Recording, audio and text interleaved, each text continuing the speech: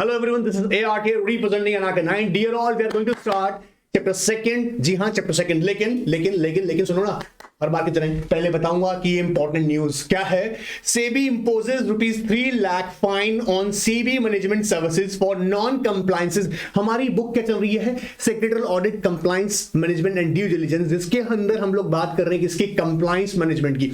Company secretary का profession carry कर रहे हैं. आपकी जबरदस्त कमांड होनी चाहिए, क्योंकि कंपनी को ना आपको इन फाइन से बचाना है. 3 लाख रुपीस के फाइन से बचाना है, 4 लाख के फाइन से बचाना है, 5 लाख के फाइन से बचाना है, करोड़ों के फाइन से बचाना है, इंप्रिजनमेंट से बचाना है. तो आपकी कमांड होनी चाहिए. और ये नोट्स पढ़ने वालों बच्चों भाई, मॉड्यूल से पढ़ो, अपनी प्रोफेशन की रिस्पेक्ट करो. समझो, ध्यान सुनना, पहले एक बार इंपॉर्टेंट सुनना, बहुत ज्यादा सुनना. आप और मैं ही सुन रहे हैं दूसरे को, ठीक है? मैं यहां चैप्टर सेकंड, जी हां, कंप्लायंस हम लोग बात कर रहे हैं, कंप्लायंस मैनेजमेंट के अंदर. चैप्टर सेकंड में बात करूंगा, यहां पर डिटेल में समझाऊंगा और इंपॉर्टेंस समझाऊंगा, सब्जेक्ट की इंपॉर्टेंस क्या है. क्योंकि जितना भी सेशन है, चाहे वो कॉर्पोरेट रिस्ट्रक्चरिंग का हो मॉड्यूल 2 के अंदर, चाहे वो सेक्रेटरियल ऑडिट की क्लासेस हो, जितनी भी क्लासेस होंगी प्रैक्टिकल ही पूरे एनवायरमेंट में बेस्ड होंगी. मतलब आपको कंप्लीट एक्चुअली एनवायरमेंट ऐसा रहेगा कि एकेडमी के साथ में आपको रियल कॉर्पोरेट में क्या हो रहा है वो पता लगे, ठीक है? अब ध्यान समझो, आप अगर प्रॉपर अटेंशन से पढ़ेंगे, थॉरली पढ़ेंगे, आपकी प्रोफेशन का बेनिफिट है. ये कंपनी की फाइन देख रहे हो, फाइन देख रहे हो, 3 लाख रुपीस को मिला के 3 लाख रुपीस. हाँ, so try to understand the value of company secretary. अब आज के चैप्टर में, जो कि चैप्टर सेकंड में डिस्कस करूंगा, उससे पहले ना इस न्यूज पे वापस आओ. SEBI imposes ₹3 lakh fine on CB management services. सिर्फ सीबी मैनेजमेंट सर्विसेज है कौन? बेसिकली ना, ये अगर मैं आपको बताऊं, issue and share transfer agent. जी हाँ, issue and share transfer agent है. और इस पे फाइन क्यों लगाया गया 3 लाख रुपीस का? क्योंकि इसने डुप्लीकेट शेयर सर्टिफिकेट इशू करने में डिले किया, प्लस कुछ रजिस्टर्ड जो रिकॉर्ड इसको मेंटेन करने थे वो भी इसे मेंटेन नहीं किए. अब सोच के देखिएगा, सीबी मैनेजमेंट सर्विसेज के कंप्लायंस ऑफिसर की ड्यूटी थी ना. और सबसे इंपॉर्टेंट चीज, क्या सीबी मैनेजमेंट का, जी हां, क्या सीबी मैनेजमेंट का क्या कंप्लायंस मैनेजमेंट सिस्टम वीक है? तो कहीं ना कहीं ऐसा होने की वजह से ही इस कंपनी के ऊपर 3 लाख रुपए की फाइन लग गया.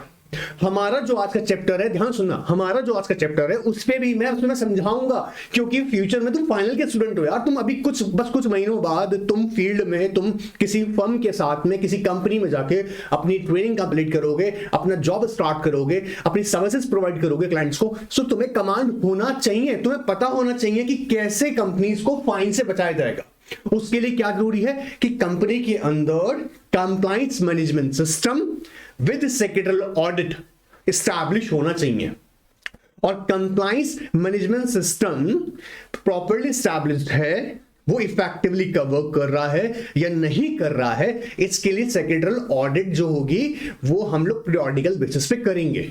बात पकड़ में आ रहा है? तो आज का जो चैप्टर हम लोग पढ़ेंगे उसमें डिटेल में समझेंगे. सीबी मैनेजमेंट अपने एग्जाम में याद रखिएगा. अब यहां पर अपने नोट कर लो मॉड्यूल में इसका एग्जांपल. चिंता मत करो, बहुत सारे एग्जांपल्स बताऊंगा. अभी सिर्फ हमारा प्राइम फोकस क्या होगा, क्योंकि आज मैंने इस न्यूज के साथ स्टार्ट कर रहा हूं, इस न्यूज के साथ स्टार्ट कर रहा हूं ताकि अपने सब्जेक्ट का आप मीनिंग समझें. ऑलराइट, अपने सब्जेक्ट को सिर्फ बोर मतलब ऐसा नहीं कि पढ़े जा रहे हो कुछ ठीक है होता होगा, नहीं, सामने है, रियलिटी है. Alright, so start with your book. Module उम्मीद कर रहा हूं मॉड्यूल से पढ़ रहे हो, ठीक है? और अगर नोट से पढ़ना है, छोटा पढ़ना है, प्लीज एनआरके 9 से मत पढ़ो. यहां पढ़ाऊंगा, अच्छे समझाऊंगा, थोड़ा समझाऊंगा और इंश्योर करूंगा तुम्हारे अच्छे मार्क्स भी. और सिर्फ मार्क्स नहीं करूंगा, तो मैं बेटर कंपनी सेक्रेटरी बना के छोड़ूंगा. ऑलराइट, तो आइएगा सीखते हैं. चैप्टर सेकंड में हम लोग बात करने वाले हैं कंप्लायंस की. चैप्टर फर्स्ट हम कंप्लीट कर चुके हैं. नए स्टूडेंट्स के लिए कह रहा हूं ये बात, जो नए स्टूडेंट हमको ज्वाइन कर रहे हैं वो चैप्टर फर्स्ट कंप्लीट कर लें. सारे लेक्चर्स नहीं मिलने वाले हैं यूट्यूब पर, कुछ ही लेक्चर्स हैं. ऑलराइट, सारे लेक्चर्स के लिए परचेस करना पड़ेगा और बहुत रीजनेबल प्राइसेस में विद रेगुलर टेस्ट सीरीज. आपको एनआरके के व्हाट्सएप पर आप सेंड कीजिएगा डिटेल, आपको मिल जाएंगे डिटेल सारी. ऑलराइट, सो स्टार्ट करते हैं चैप्टर फर्स्ट. अब सुनो, सीबी मैनेजमेंट के केस में क्या हुआ? सीबी मैनेजमेंट के केस में क्या हुआ कि नॉन कंप्लायंसेस हुए, मतलब उनका कंप्लायंस मैनेजमेंट सिस्टम वीक था. अब आपके माइंड में क्वेश्चन आ रहा होगा कि सर ये कंप्लायंस मैनेजमेंट होता क्या है? तो ध्यान से सुनना, अगर हम देखें, हमने थोड़ा थोड़ा बातें सीखी चैप्टर फर्स्ट में। क्या? Compliance program, compliance auditing, compliance reporting, इन सब की कॉम्बिनेशन को क्या बोल रहे हैं? Compliance management. मेरी बात पकड़ रहे हो? तो कंप्लायंस मैनेजमेंट जो है वो कंपनी में क्यों स्टैब्लिश किया जाता है? ताकि हम अवॉइड कर सके नॉन कंप्लायंसेस। वापस बोलो मेरे साथ में, कंप्लायंस मैनेजमेंट क्यों स्टैब्लिश किया जाता है? ताकि हम क्या कर सके? अवॉइड कर सके नॉन कंप्लायंसेस। बोलो ना, टू अवॉइड नॉन कंप्लायंसेस। और कंप्लायंस मैनेजमेंट के साथ में ही सेक्रेटरियल ऑडिट की जाती है to test the effectiveness of control in the organisation. किस लिए की जाती है secretary audit? To test the effectiveness of control. अब ये वर्ड जो यहां कंट्रोल यूज हो रहा है, इसे भी समझाऊंगा। तो अगर सीबी मैनेजमेंट सर्विसेज, मेरी बात वापस सुनो ध्यान से, सीबी मैनेजमेंट सर्विसेज, अगर ये कंपनी अगर प्रॉपर कंप्लायंस मैनेजमेंट सिस्टम किसके साथ में? सेक्रेटरियल ऑडिट के साथ में स्टैब्लिश करती, तो गारंटी इस बात की कि ये फाइन नहीं लगता। बात पकड़ में आ रहा है? आप इस बात को मत देखिएगा सिर्फ कि 3 लाख रुपीस का फाइन ही तो लगा है तो क्या हो गया।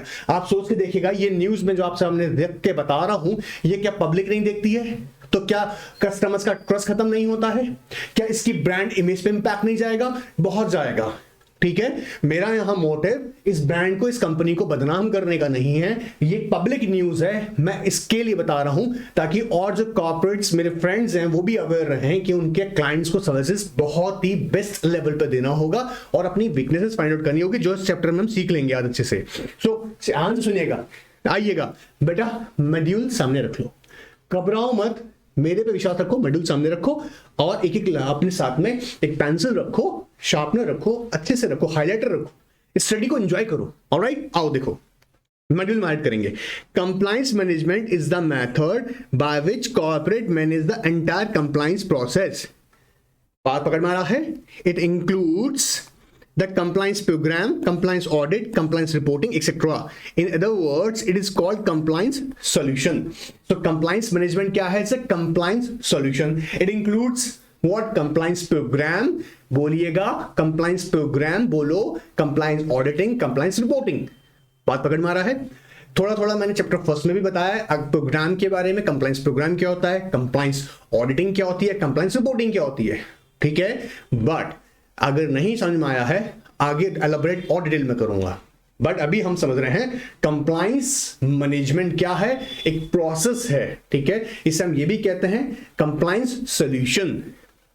ठीक है, अब ये जो यहां दे रखा है ब्रैकेट में से ध्यान देखते हैं, देखो, a well designed and implemented compliance management process reduces time, money and hassle that is spend on A compliance. अब एक कंपनी के पास प्रॉपर कंप्लायंस, अब देखो चैप्टर फर्स्ट में कैसे कहता है, प्रॉपर कंप्लायंस फ्रेमवर्क। अगर एक सही कंप्लायंस फ्रेमवर्क आप डिजाइन करेंगे तो आपको 3 बेनिफिट्स मिलेंगे। क्या? आपका टाइम बचेगा, you not, it save your time. फिर आपकी मनी बचाएगा ऑफ कोर्स, और हेसल। हेसल का मतलब, अब आपको एक एग्जांपल देके समझाता हूं। एक हमारे मेरे सीनियर ही हैं, ठीक है, उन्होंने एक जम्मू की कंपनी थी, ठीक है, नाम नहीं बताऊंगा क्योंकि एथिकल प्रैक्टिसेस हैं, मैं नेम डिस्क्लोज नहीं करूंगा। बट उस जम्मू की कंपनी पे लगातार 2 साल से नॉन कंप्लायंस के होते। अब एक बात समझो, वो जो 2 साल के लास्ट प्रीसीडिंग 2 इयर्स के जो उन्होंने कंप्लायंसेस नहीं किए हुए थे, उसको उनको प्रोजेक्ट दिया गया और उन्होंने वो कंप्लीट किया। बट आप सोच के देखिएगा कितने सारे फाइन्स भी देखे होंगे। ऐसा नहीं होता है कि आप फाइन आपके ऊपर इंपोज कर दिया जाएगा तो आप नॉन कंप्लायंसेस कंटिन्यू रखेंगे। फाइन तो देना ही होगा, प्लस कंप्लायंसेस भी करने होंगे, जो आपने नॉन कंप्लायंसेस के उन्हें भी ठीक करना होगा। बात पकड़ में आ रहा है? ऐसा नहीं होता है कि कोई बात नहीं, लॉ तो ब्रेक हो ही गया है तो अब एंजॉय करो जी, ऐसा नहीं है। फाइन तो देना ही पड़ेगा और कंप्लायंसेस भी करने होंगे। अच्छे कंप्लायंस मैनेजमेंट सिस्टम होगा कंपनी के अंदर, और वो कैसे होगा हम बताएंगे, भी स्टैब्लिश करेंगे। ठीक है, इसके लिए 3 चीजों को याद रखना होगा, compliance program, compliance auditing, compliance reporting, क्योंकि बात हो रही है all over management, compliance management. याद हुआ? क्लियर एकदम? तो क्या बेनिफिट होगा? Reduce the time, reduce your money, मतलब बचाएगा, पैसा खत्म नहीं करेगा, you not, save your time, save your money and hassles.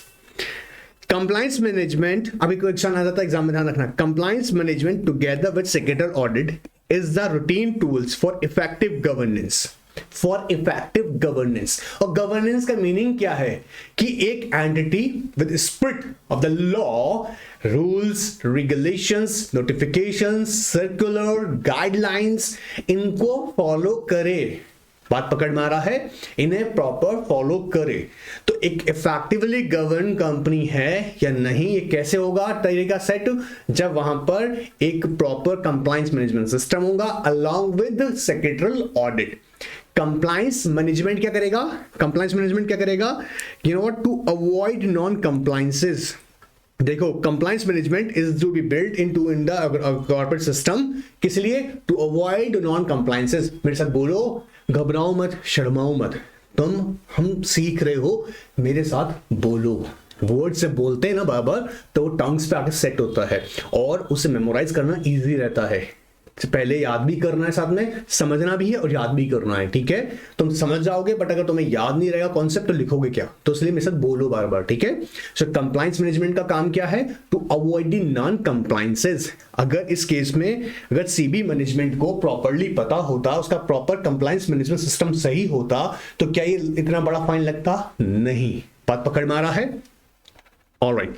अच्छा, फिर कह रहा है सेक्रेटरियल ऑडिट, मॉड्यूल में आओ। Secretarial audit is to carry out on periodical basis by an independent professional to check the effectiveness of controls within the organisation and report that how the organisation is compiling with the statutory requirements.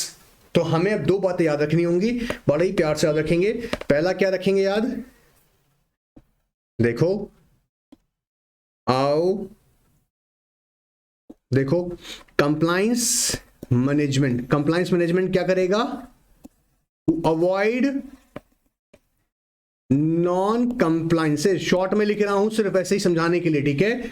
और secretarial audit क्या करेगी, secretarial audit से क्या होगा, ये करेगा test the effectiveness, test the effectiveness. मैं सिर्फ शॉर्ट में लिख रहा हूं, ठीक है। Test the effectiveness of control within the organisation.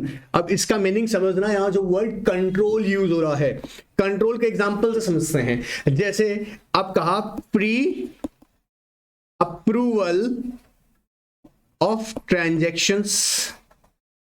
जैसे मान लीजिएगा किसी ट्रांजैक्शन के लिए, एग्जांपल अज्यूम करते हैं एक बार के लिए, कंपनी बायबैक कर रहा है मोर देन 10%। आई होप ये याद होंगी बातें, ये मैं बहुत एग्जांपल देकर समझा रहा हूं। अब कंपनी कर रहा है बायबैक कर रहा है मोर देन 10%, तो आपको पता है मोर देन 10% करता है, then it requires special resolution, share holder से स्पेशल रेजोल्यूशन पास करवाना होगा। तो ये क्या कह रहे हैं, जब कंपनी सेक्रेटरी सेक्रेटरियल ऑडिट करेगा और किसी ईयर में कंपनी ने बायबैक किया हुआ है मोर देन 10%, बायबैक किया हुआ मोर देन 10%, 10% से ज्यादा किया हुआ है, तो उसमें क्या चेक करेगा कंपनी सेक्रेटरी, क्या इसके कंप्लायंसेस हुए। अब कंप्लायंसेस का मतलब प्री अप्रूवल ऑफ ट्रांजैक्शन, इसमें क्या जरूरत थी, लॉ क्या कहता है 10% से ज्यादा का बायबैक होगा, तो ऑफ कोर्स सेक्रेटरी आपको एसआर पास करना होगा। तो ये कंट्रोल और बहुत सारे एस्पेक्ट्स हैं, एग्जांपल देके समझा रहा हूं कंट्रोल का। और कैसे पता लगेंगे, अच्छा जैसे फिजिकल है ना, security of company assets, physical security of company assets, जैसे किस एसेट्स के लिए किसको रिस्पॉन्सिबिलिटी दी गई है। जैसे कंपनी में नहीं होता है कि मान लीजिएगा एक डिपार्टमेंट प्रोडक्शन डिपार्टमेंट है, जहां पर मैन्युफैक्चरिंग होने के बाद में यूनिट्स को रखा जाता है सेल के लिए। अब वो कितनी यूनिट्स वहां से प्रोड्यूस हुई हैं, कितनी वहां से सेल की गई हैं, मतलब बाहर सेल करने की जगह कितना स्टॉक में मेंटेन हो रहा है, वहां गड़बड़ तो नहीं हो रहा है, ठीक है। तो उसके लिए क्या होगा, हम फिजिकल सिक्योरिटी ऑफ एसेट्स को चेक करेंगे। फिर सेपरेशन ऑफ ड्यूटीज, किसको क्या क्या काम दिया हुआ है और क्या वो अपना काम पूरा कर रहा है। फॉर एग्जांपल कंपनीज में हम दो तरह से देखते हैं सेपरेशन ऑफ ड्यूटीज, दो तरह से हो गई, एक हम अपने बोर्ड ऑफ डायरेक्टर के लेवल पे देख रहे हैं और एक सीनियर मैनेजमेंट के लेवल पे देख रहे हैं। तो ये लोग अपना ड्यूटी परफॉर्म कर रहा है नहीं कर रहा है, ये कैसे इंश्योर होगा, सेक्रेटरियल पीरियोडिकल बेसिस पर जब हम सेक्रेटरियल ऑडिट करेंगे। तो दो चीजें बड़ी इंपॉर्टेंट है, compliance management together with secretarial audit. Compliance management किस बात को इंश्योर करता है, to avoid non compliances. One more time एक बार वापस बोलो ना, टू अवॉइड नॉन कंप्लायंसेस। और सेक्रेटरियल ऑडिट क्या करेगा, सेक्रेटरियल ऑडिट क्या करेगा, टेस्ट करता है क्या टेस्ट करता है? The effectiveness of the control in the organisation. यहां पर कंट्रोल जो यूज कर रहे हैं हम लोग वर्ड, वो कंप्लायंस लेवल पे कर रहे हैं, ठीक है।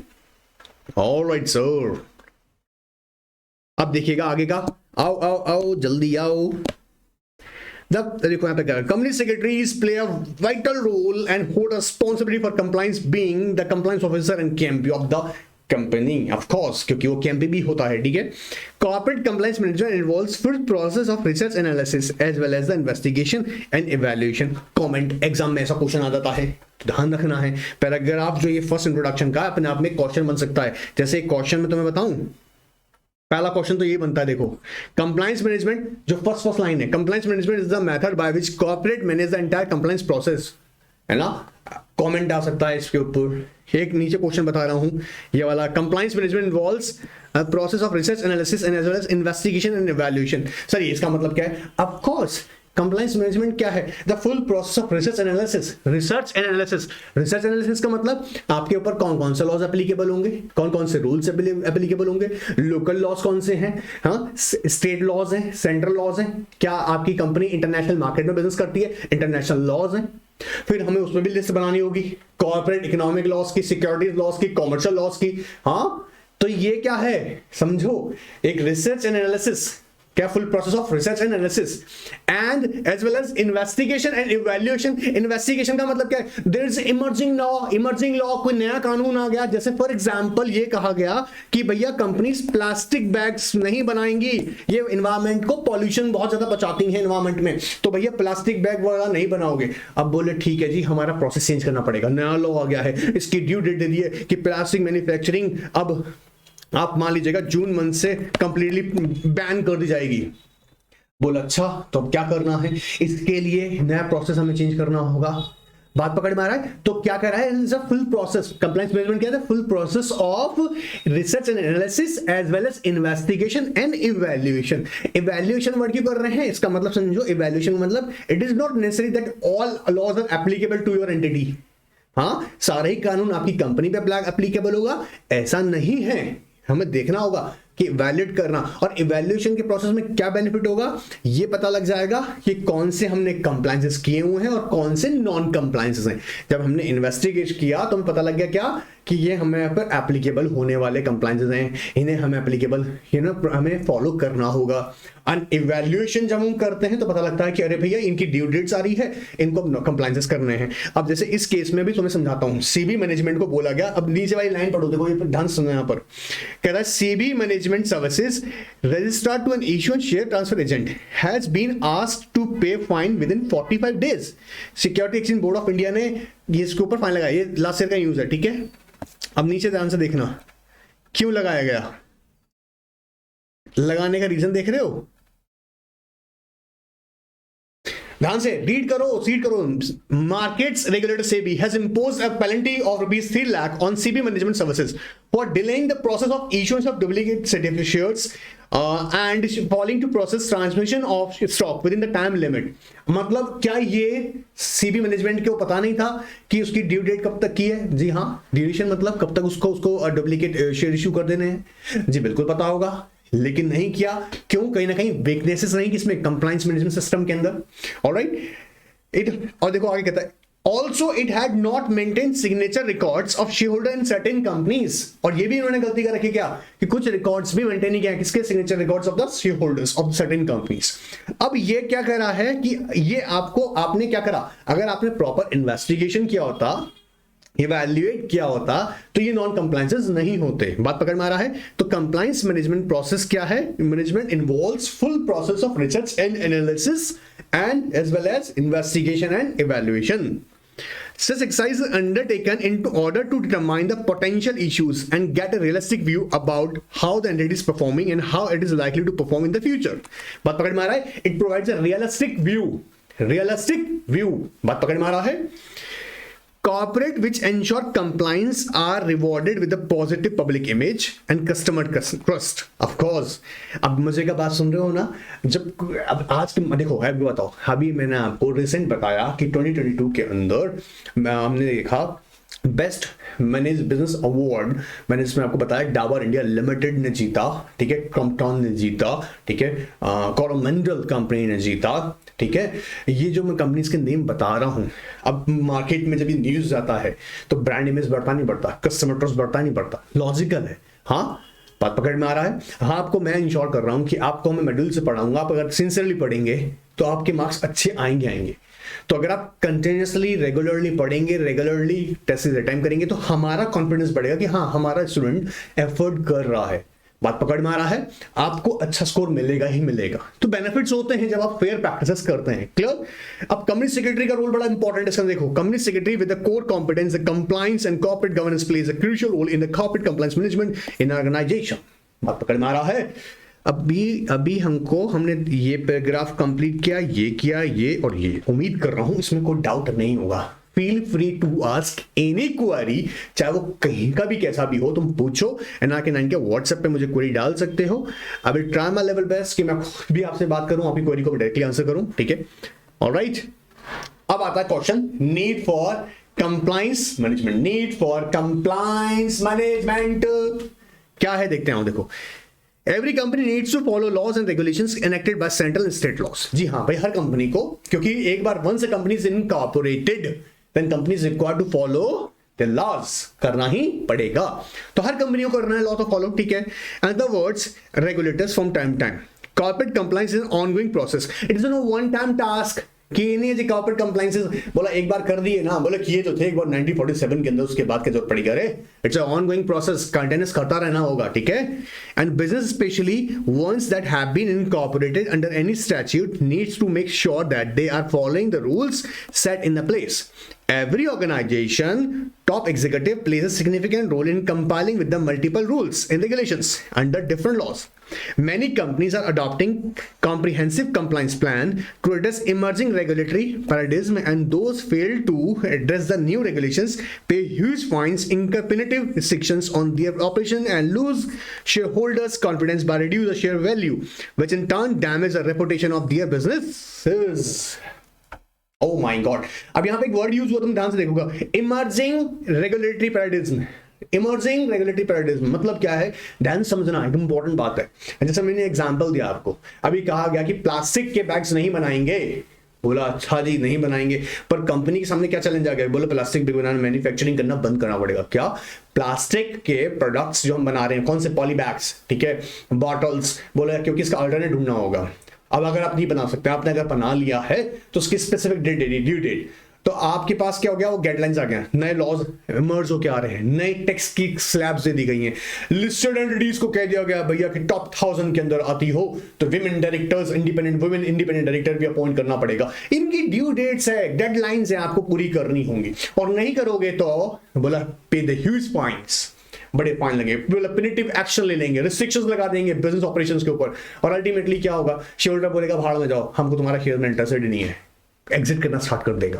और अल्टीमेटली क्या होगा, कंपनी का रेपुटेशन खत्म हो जाएगा, ब्रांड इमेज खत्म हो जाएगी। इसलिए कहता हूं कंपनी सेक्रेटरी बनो, ऐसे कंपनी सेक्रेटरी बनो, कंपनीज तुम पे भरोसा करेगी। कंपनी के अंदर अगर ये कंपनी सेक्रेटरी है तो मुझे कंप्लायंस की कोई चिंता नहीं है। ये फेथ होना चाहिए, कॉन्फिडेंस होना चाहिए बोर्ड ऑफ डायरेक्टर का आप पर, उसके लिए कहता हूं थोरो पढ़ना है। ऑलराइट, चलिए आगे देखते हैं। Increased liability and regulatory oversight has amplified risk to a point where it demands continuous evaluation of compliance management system. बात पकड़ में आ रहा है, need now. Owner's responsibility to guide to the management for compliance with the relevant laws casts upon the company secretaries. They have to advise. अब ये भी question है, ये भी अच्छा क्वेश्चन है, इसको भी हाईलाइट कर लीजिएगा, ठीक है। ये वाला जो बता रहे हैं ना, ये वाला, ये क्वेश्चन भी इंपॉर्टेंट लाइन में। They have to advise companies in totality to provide full, timely and intangible informations to enable the companies to put in place an effective compliance management system. Company secretaries should ensure that the companies, अब ये question बन सकता है कि company secretary को क्या-क्या चीजें ensure करनी पड़ेंगी, ध्यान सुनना, कंपनी सेक्रेटरी को क्या-क्या चीजें इंश्योर करनी पड़ेंगी। Adherence to necessary industry and government regulations. क्या एडहेरेंस, एडहेरेंस अगर वर्ड बहुत सिंपल सा, एडहेर मतलब फॉलो करना, so follow necessary industry and government regulations. मेरे साथ बोलो मेरे बच्चों, प्लीज बोलो, याद होगा, बोल के याद होगा, बोल के याद होगा, खेल खेल में याद कर लेंगे, बोलो। तो कंपनी सेक्रेटरी क्या देखेगा कि एडवाइस करेगा सीनियर मैनेजमेंट को, बोर्ड को, क्या कि अडेयर मतलब फॉलो करना, follow necessary industrial and regulatory government regulations, बोलो फॉलो नेसेसरी इंडस्ट्री। जैसे एक एग्जांपल समझते हैं, अब जैसे हम अगर बोले आपको, आपकी अगर कोई मैन्युफैक्चरिंग यूनिट है तो बोला गया कि आपको पोल्यूशन एनवायरमेंटल लॉज फॉलो करने पड़ेंगे, तो वो स्पेसिफिक इंडस्ट्री के अकॉर्डिंग होंगे। आपकी इंडस्ट्री डेंजरस किसी प्रोसेस में एंगेज्ड है, मान लीजिए कोई केमिकल प्रोडक्ट्स बनाती है ना, ऐसे प्रोडक्ट्स में एंगेज्ड है, तो उसको भी वो इंडस्ट्री जो रेगुलेशंस हैं फॉलो करने पड़ेंगे। So follow necessary industry and government regulations. दूसरा, change business processes according to legislative changes. Of course legislative changes के अकॉर्डिंग आपको बिजनेस प्रोसेस में भी चेंज करना होगा। जैसे एग्जांपल से समझो, ध्यान से सुनो ना, अभी मैं एग्जांपल बार बार दे रहा हूं क्योंकि ये है प्लास्टिक जो मैन्युफैक्चरिंग कंपनीज हैं, उन्होंने कहा कि आपको प्लास्टिक मैन्युफैक्चरिंग नहीं कर सकते हैं, आप बॉटल्स नहीं बनाएंगे, आप पॉलीबैग्स नहीं बनाएंगे, ठीक है। सो अब ये एक चैलेंज आ गया उनके सामने, उसी के अकॉर्डिंग वो क्या करना होगा, अपना बिजनेस चेंज करना होगा। So change the business process according to legislative changes. बात पकड़ में आ रहा है? और भी बहुत सारे एग्जांपल्स हैं, जैसे भी एक और चीज समझो, जब हम बोलते हैं change the business process, for example अब अगर कोई बिजनेस का बताया गया कि जिनकी लिमिट्स थ्रेशोल्ड की अटैच कर चुकी है, उन्हें कंप्लायंसेस लेवल बढ़ाने होंगे, ये डिस्क्लोजर्स देने होंगे। और कैसे हो सकता है, फॉर एग्जांपल अनलिस्टेड कंपनी थी, आज की डेट में लिस्टेड हो गई, तो और उसको लेजिस्लेटिव चेंजेस मतलब अब उसको लॉ ऑफ फॉलो करने पड़ेंगे। बात पकड़ में आ रहा है? फिर थर्ड है realign the resources to meet the compliance deadlines. अब जैसे कंप्लायंस डेडलाइन का मतलब समझ रहे हैं यहाँ पे, जब भी कोई नया लॉ इंट्रोड्यूस होता है तो वो इमीडिएटली इफेक्टिव नहीं कर जाता है, उसके लिए कहा जाता है कि एक स्पेसिफिक डेट तक आपको उसे कंप्लायंसेस करने हैं। अब जैसे जनरली क्या क्या देखो, आपने सुना होगा लिस्टेड कंपनीज को अपना एजीएम में within 5 months from the closure of the financial year करना मैंडेटरी है। इट मींस दैट कि उनको पता है कि डेडलाइंस हैं, वो डेडलाइंस को उन्हें क्या करना है, से पहले वो काम करना होगा, ठीक है। And react quickly and cost effectively if regulations change. Of course अब अगर आप रेगुलेशन चेंज हो गए हैं और आपने इफेक्टिवली और क्विकली रिएक्ट नहीं किया तो अगेन आपको फाइन पे करना पड़ जाएगा। तो कंपनी सेक्रेटरी क्योंकि इंपॉर्टेंट और वाइटल रोल प्ले करता है कंप्लायंस मैनेजमेंट सिस्टम के अंदर, कंपनी ऑल ओवर कंपनी के अंदर, स्पेशली जब when we talk about the compliances, तो 4 तरह की बातों पे ध्यान रखना होगा आपको। ये आप ध्यान से सीखिएगा, आपको करना है काम। क्या आप देखेंगे कंपनी क्या कर रही है, फॉलो कर रही है necessary industry and government regulations. मेरे साथ पॉइंट बोलो और अभी याद करो, क्या follow necessary industry and government regulations. Second मेरे साथ बोलिएगा अभी कभी, change business process according to legislative changes, change business process according to legislative changes, very good, ठीक है। एंड थर्ड बोलिएगा, realign the resources to meet the compliance deadline, realign the resources. Realigns resources का मतलब है जैसे अगर AGM करना है तो भैया क्या करना होगा, प्रॉपर्ली नोटिस सेंड करना होगा, सबको इंटीमेट करना होगा, अच्छा है ना, प्रॉपर्ली वो सारी कंप्लायंसेस टाइमली करने होंगे, प्रॉपर अरेंजमेंट्स करने हैं क्योंकि मीटिंग ड्यूली कन्विंस करना होगा। तो क्या है, realign the resources to meet the deadline compliances, ठीक है, compliance deadline, alright. And the last one is react quickly and cost effectively, react quickly और cost effective if regulation changes. बात पकड़ में आ रहा है, कानून बदल गया जी, नया लॉज आ गया है, तो टाइमली से कंप्लायंसेस करने हैं, नहीं तो क्या होगा जी, ह्यूज फाइन पे करना पड़ेगा। तो कंपनी सेक्रेटरी इस चीजों पे ध्यान रखेगा। अब ऐसे ही कहता है जी, ये भी एक क्वेश्चन बनना अच्छा इंटरेस्टिंग है, to successfully monitor compliance with regulation an organisation has to. 4 चीजों पे ध्यान देना। क्या? पहला, assess, organise, remediate and report. क्या कह रहे हैं कि सक्सेसफुली, देखिए मॉनिटर करना बहुत जरूरी है। मैं वैसे बता दूं, कंप्लायंस मैनेजमेंट का मतलब यहां पर ऐसा नहीं है आप ये सबकी कंपनी कहेगी हाँ जी हमने कंप्लायंस मैनेजमेंट सिस्टम एस्टैब्लिश किया हुआ है, आपको टाइमली उसको मॉनिटर भी करना है।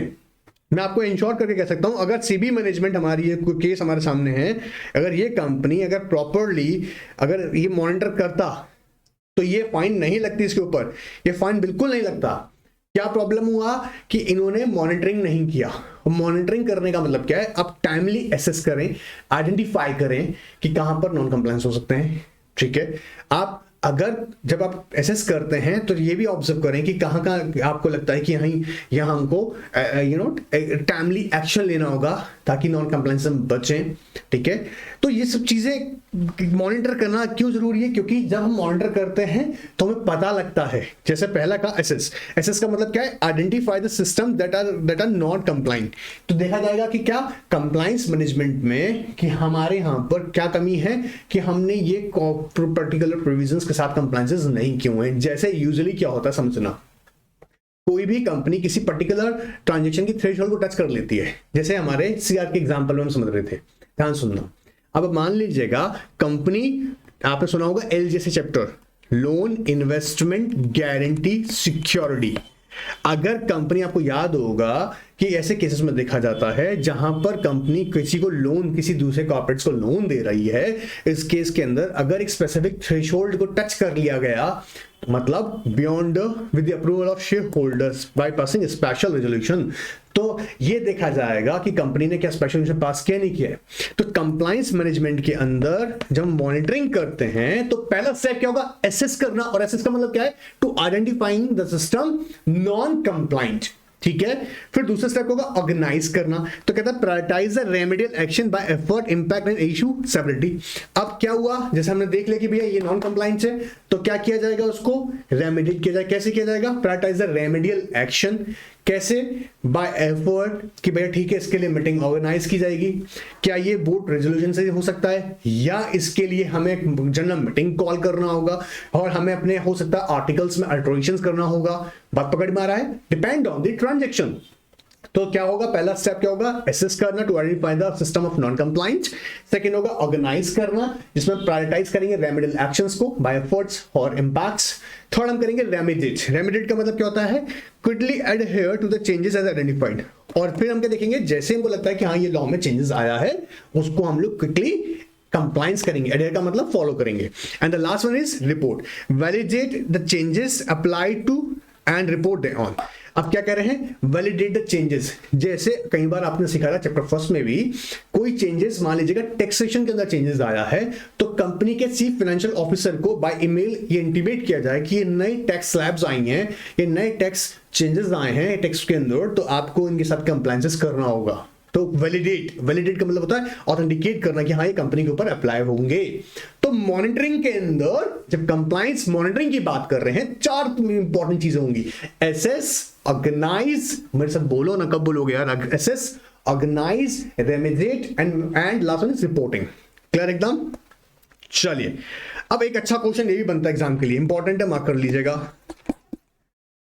Let's understand benefits of corporate compliance management. बोला क्या फायदे मिलेंगे हमें इस कंप्लायंस मैनेजमेंट? जी हाँ, क्या क्यों करूं?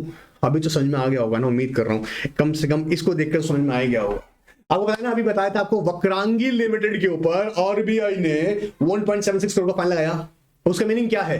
क्या कि वो नॉन कंप्लायंस, ऐसा क्या था? Non compliance. तो आई होप बेनिफिट तो समझ में आ रहे होंगे। अब क्यों बेनिफिट होंगे? ठीक है, पहला बहुत सिंपल सा है, सारे सिंपल हैं ये, 11 पॉइंट्स हैं। ब्रेक करो। पहला देखो, ये हम 5 पॉइंट्स अलग करेंगे। ध्यान सुनना, एक तरीका बता रहा हूं सिर्फ समझने का, पहले समझाऊंगा, अभी पहले दिखा रहा हूं। देखो आओ, फिर ये कुछ पॉइंट्स अलग कर दो। इसलिए नहीं कह रहा हूं, कई बार मेरे बच्चे, प्यारे बच्चे, मेरे स्टूडेंट्स ये सोचते हैं इतने सारे पॉइंट्स कैसे याद होंगे, तो एक तरीका भी सिखा रहा हूं कैसे याद रहेगा, लेकिन इसे समझेंगे। ठीक है, अब जैसा पहला पॉइंट है, कहता है क्या होगा? Better compliance of law. Better compliance of law, बहुत सिंपल सा पॉइंट है। बेटर कंप्लायंस ऑफ लॉ, हंसी खुशी चलेगी कंपनी। जी हाँ, सारे laws, rules, regulations, notification, circular सब फॉलो करते हैं हम। तो अच्छा कंप्लायंस मैनेजमेंट सिस्टम होगा तो ऐसा फाइन हम पर नहीं लगेगा। बात पकड़ में आ रहा है? दूसरी इंपॉर्टेंट बात, real time status, legal and statutory requirements, compliances. कहता है real time status. Real time status का मतलब है कि कंपनी आज का डेट में प्रेजेंट स्टेटस, अगर हम उसका स्टेटस चेक करेंगे तो बोलेगा हाँ सारे लॉस के साथ उसने फुली कंप्लायंसेस किया हुआ है। बात पकड़ में आ रहा है? Real time status of what? Legal and statutory compliances. बात पकड़ में आ रहा है कि जैसे for example quarter report submit करनी है, हाँ जी क्वार्टर टाइम पे रिपोर्ट सबमिट कर रहा है। शेयर होल्डर पैटर्न में चेंजेस हैं, टाइमली रिपोर्ट कर रहा है। Share holding promoter share holding के अंदर, प्रमोटर शेयर होल्डिंग के अंदर कुछ चेंजेस है, टाइमली इंटीमेट कर रहे हैं। रिलेटेड पार्टी ट्रांजैक्शन हो रहा है, टाइमली इंटीमेट कर रहे हैं। बात पकड़ में आ रहा है? क्लियर है? बोर्ड मीटिंग होने वाली है, डिविडेंड डिक्लेयर करेंगे, उसका एडवांस अनाउंसमेंट्स दे रखी हैं। तो रियल टाइम स्टेटस, तो पहला क्या पॉइंट सीखा हमने, बेटर कंप्लायंस ऑफ लॉ। सुनो, प्रॉमिस करो भी कभी मैं पूरा सेशन में, इस वाले सेशन में तुमको याद कराऊंगा पॉइंट्स, तो मैं फिर दोबारा नहीं देखना पड़ेगा, थोड़ा मेरे साथ एफर्ट लगाओ, बोलना, शर्माना मत, बोलो better compliance of law. Second है real time status, real time status of legal and statutory compliances. Third है safety valve against unintended non compliance and prosecutions. जी हाँ, जब कोई कंपनी प्रॉपर कंप्लायंसेस करती है तो ऑफ कोर्स उसके ऊपर प्रोसिक्यूशन नहीं लगेगा या उसको नॉन कंप्लायंसेस नहीं होंगे। सो सेफ्टी वेल का सोचते हैं ना, वेल मतलब डोर एक तरीके से, ठीक है, door. Safety valve against what, unintended non compliance and prosecution. 3 points याद हुए हैं। अब थर्ड कहता है real time status on the progress of pending litigations before judicial and non judicial authorities, जैसे हम बोलते हैं क्वासी जुडिशियल, ठीक है। तो जुडिशियल का मतलब जैसे सिविल कोर्ट, क्रिमिनल कोर्ट के सामने क्या चल रहा है मामला आपका, सिविल कोर्ट क्रिमिनल कोर्ट में क्या चल रहा है। और यहां जब हम बोलते हैं क्वासी जुडिशियल मतलब ट्रिब्यूनल्स के सामने क्या चल रहा है, डीआरटी में क्या चल रहा है, एनसीएलटी में क्या चल रहा है, सेट में क्या चल रहा है, तो क्वासी बॉडीज के सामने। तो ये real time status of pending what, progress of pending litigation before. अब क्यों ऐसा होता है समझना, कई बार आपने देखा होगा कंपनीज के साथ में ये प्रॉब्लम्स आती है, जहां कहीं ना कहीं कंपनी को सिविल या क्रिमिनल लायबिलिटीज भी फेस करनी पड़ती है। ऐसे केसेस के अंदर हमें रियलिटी पता लगता है। अब कई बार क्या होता है, जैसे कोर्ट ने ऑर्डर दिया या एनसीएलटी ने ऑर्डर दिया कि भैया इस डेट पर आपको ये डॉक्यूमेंट्स एविडेंसेस प्रोड्यूस कर रहे हैं, और कंपनी अवेयर ही नहीं है। जब कंपनी अवेयर ही नहीं होगा, पता लगा आपका ये बिहेवियर कोर्ट को पसंद नहीं आएगा, कंपनी ने आपकी कंपनी के अगेंस्ट एक ऑर्डर पास कर दिया, बात पकड़ में आ रहा है। तो हमें ये एग्जैक्टली पता रहेगा रियल टाइम स्टेटस किस चीज का, progress of pending litigations before judicial and non quasi judicial authorities. Clear. फिर आता है point fifth, deduction of non compliance eight early stage and thus saving the cost. Of course जब आपको आप early stage पे ही फाइंड आउट कर लोगे कि ये नॉन कंप्लायंसेस हैं। अब मैं फिर कह रहा हूं इस में तुम सोचो यहां पर अगर वो टाइमली, जी हाँ सीबी सर आप कहोगे उसके पीछे पड़ गए, नहीं जी एग्जाम में याद रहेगा, लिखने के लिए काम आएगा, ठीक है, और वैसे भी नॉलेज के लिए काम आएगा। सीबी मैनेजमेंट अगर अपने जो रिकॉर्ड्स टाइमली मेंटेन करता, डुप्लीकेट शेयर सर्टिफिकेट लिए अगर वो टाइम पे प्रोवाइड कर देता, इन दैट केस क्या ये पेनल्टी लगता? नहीं। तो क्या कह रहा है जो हमने सीखा यहां पर, हमने सीखा डिडक्शन ऑफ, पॉइंट नंबर 5 क्या कह रहा है, डिडक्शन ऑफ नॉन कंप्लायंसेस क्या करेगा एट अर्ली स्टेज, कहीं ना कहीं आपको क्या करेगा, सेव योर कॉस्ट, ठीक है, आपको कोई भी किसी तरह का पेनल्टीज हैं, फाइन्स हैं, उससे बचाएगा। क्लियर है। 5 पॉइंट्स याद हुए। पहला better compliance of law, second बोलो मेरे साथ में, better compliance of law, second बोलो sir real time status of legal and statutory requirements, alright. Third बोलिएगा मेरे साथ में, बोलिएगा सेफ्टी वेल्व अगेंस्ट किसके, unintended non compliance and prosecution, very good. And fourth बोलो real time status of progress of pending litigations before judicial and non quasi-judicial authority, clear है। And deduction of non compliances eight early stage, save cost, penalties and fines. 5 points याद हुआ। अब 6 देखते हैं, improve operation and higher productivity. Of course यार logical बात है, जब अब देखो क्या होता है, अच्छी कंप्लायंसेस के काम कर रही होती है कंपनी, तो कोई रेगुलेटर है, अथॉरिटीज हैं, वो आप पे रिस्ट्रिक्शन नहीं लगाएगा। कई बार क्या होता है, फैक्ट्री सीज कर दी जाती हैं, आपके बिजनेस ऑपरेशंस को रोक दिया जाता है फाइन की वजह से। कई बार तो ये होता है कि मार्केट से फंड रेज नहीं हो पाता क्योंकि ब्रांड इमेज पड़ जाता है मार्केट में। तो जब अच्छा कंप्लायंस मैनेजमेंट कंपनी फॉलो करेगा, सिस्टम होगा कंपनी के अंदर, तो इससे आपकी आपका ऑपरेशनल और आपकी प्रोडक्टिविटी बढ़ेगी। So improve operational and productivity, better brand image and positioning of the company in the market. Of course यार आज का डेट में एक बात बताओ, सोच के देखो, आज आपसे अगर इन्फोसिस पैसा मांगे, टाटा अगर आपसे पैसा मांगे, आप करेंगे नहीं करेंगे इन्वेस्ट? ऑफ कोर्स कर देंगे। ये बड़ी एक ऐसी ऑर्गेनाइजेशन है जिनके नाम बता रहा हूँ। आज 2022 के अंदर डाबर इंडिया लिमिटेड ने इतना बढ़िया बिजनेस किया है, एक अच्छी ब्रांड इमेज बनी है। आज अगर डाबर इंडिया लिमिटेड फंड अगर रेज करती है पब्लिक से, लोग इंटरेस्टेड होंगे, लोग पैसा इन्वेस्ट करेंगे, बात पकड़ में आ रहा है। So better brand image, alright, and positioning of the company, goodwill among the customers, shareholder, investors, stakeholders and regulators. Of course आज अब सोच के देखो तुम मुद्दे की बात, रतन टाटा का अपना ही इमेज है, हाँ, रेगुलेटर्स इज्जत करते हैं इनकी, बहुत इज्जत करते हैं। आप कभी ऑब्जर्व करना, नरेंद्र मोदी भी फैन है टाटास के, एंड एक्चुअली वो एक आइकॉनिक पर्सनालिटी है। तो क्या होता है, एक अच्छी कंप्लाइंट मैनेजमेंट कंपनी होती है तो उसकी stake holders, investors, regulators, share holders, customers इन सामने की बेटर इमेज क्रिएट होती है।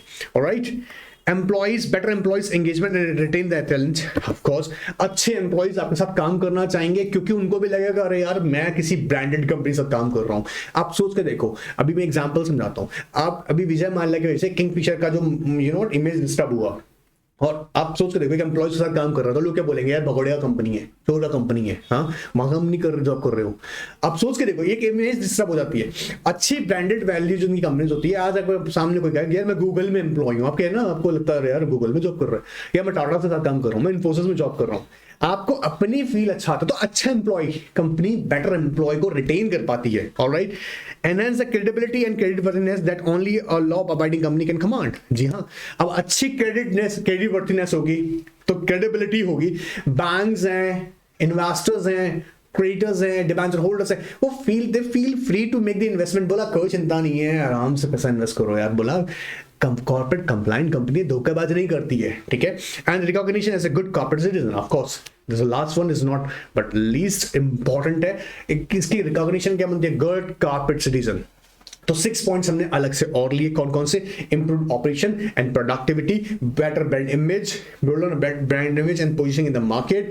फिर हमने देखा goodwill among the customers, stake holders, share holders, investors. Alright, enhance the credibility, retain better employees. Alright, and the last one is recognise the good corporate citizen. ये 11 points important है, at least बार इसलिए बोलो ताकि याद भी हो जाए, और समझ के याद हो जाए तो ज्यादा अच्छा होगा, ठीक है, समझ के याद हो जाए। एटलीस्ट 11 याद करो, एग्जाम में 7-8 भी लिख के आओगे तो मार्क्स मिलेगा अच्छा। अब यहां पर आता है कि scope of corporate compliance management. अब स्कोप का मतलब सारे लॉज ही तो देखने हमको, corporate economic laws, security laws, commercial laws, यहाँ fiscal law, taxation laws, labour laws, cyber laws, जैसे हम आईटी लॉज बोलते हैं, pollution, environmental laws, industry specific laws, all affecting the company concern depending upon the industry and activity. ये सब के सब laws ही तो हैं जो सबके केसेस में हम देखेंगे क्या compliance, corporate compliance management system हम एस्टैब्लिश करेंगे, then we have to consider all these laws. Alright, जैसे कॉर्पोरेट कंप्लायंस के अंदर कंपनीज आ गया, सेक्रेटरी आ गया, एनेबलेंस आ गया, फेमा है, कंजर्वेशन फॉरेन एक्सचेंज मैंने ऑफ कोर्स, ठीक है, कंपटीशन है, एससीजेड है, प्रिवेंशन। ये सिर्फ यहां पर याद रखना अपनी मॉड्यूल से, सिर्फ और सिर्फ रीड करना, ऐसे रट्टे नहीं मारेंगे हम, सीखेंगे। जैसे कंप्लायंसेस, अब देखो सेबी के सारे जो जितने भी लॉज हैं कंप्लायंसेस वाले हैं। देखो SEBI act, prohibition insider trading, substantial of course take over code, buyback, ICDR, SCRA और रूल्स रेगुलेशंस, एससीआरए के रूल्स एंड रेगुलेशंस भी आएंगे सब में विद सेबीज, ठीक है। लिस्टिंग ऑफ डिस्क्लोजर का आर्गुमेंट, ऑलराइट, एलओडीआर, डिपॉजिट, ये तुमको याद है, तुमने पूरे के पूरे एग्जीक्यूटिव में पढ़े, अच्छे से सारे चैप्टर ही पढ़ा है मैंने डिटेल में। देन कॉमर्शियल लॉ, सारे लॉ हमने पढ़े, इंडियन कॉन्ट्रैक्ट, कॉमर्शियल नेचर याद आ रहा है, commercial nature, transfer property, arbitration, negotiable, sales of goods, intellectual property laws, see that's all commercial laws, fiscal laws, labour laws, pollution laws. So sir क्या मैं तुम्हें तरीका बता रहा हूं, सुनो, ये तो तुम वैसे ही समझ जाओगे, क्या रट्टा मारू, नहीं, सिर्फ जब हम मॉड्यूल पढ़ेंगे, इस चैप्टर को पढ़ेंगे, हम इन लॉस को, इनके सिर्फ लिस्ट को एक बार ऑब्जर्व करेंगे बस, ठीक है। मैं सारे लॉस वैसे तुम्हें याद करवाऊंगा, तुम्हें समझाऊंगा, ठीक है, क्योंकि इन लॉस के ही अकॉर्डिंग हम आइडेंटिफाई करेंगे भाई। जब हमारा कंप्लायंस मैनेजमेंट सिस्टम बनाएंगे तो हम देखेंगे ना हमारी कंपनीज पर कौन कौन से लॉज इनमें से एप्लीकेबल हो रहे हैं। अब कोई कंपनी मान लीजिएगा फॉरेन एक्सचेंज में कोई काम ही नहीं उसका, तो फेमा थोड़ा अप्लाई करेंगे, तो हम देखेंगे है तो क्या अप्लाई होगा, ठीक है।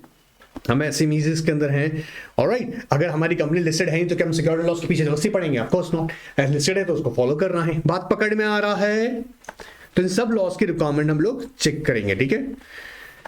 ऑलराइट, आई होप यहां तक सेशन क्लियर होगा। सेशन याद रखिएगा 40-45 मिनट्स का इसलिए ही रेडी करता हूं ताकि आप रेगुलर पढ़ सकें, डेली पढ़ सकें और सब्जेक्ट्स पे भी ध्यान दे सकें। ऑलराइट, नेक्स्ट रेडी हो जाएगा सेशन के लिए, और सिंसियरली पढ़ते रहेगा। आई एम श्योर आप अच्छे स्कोर करेंगे ही करेंगे। फिर बात चेक किया।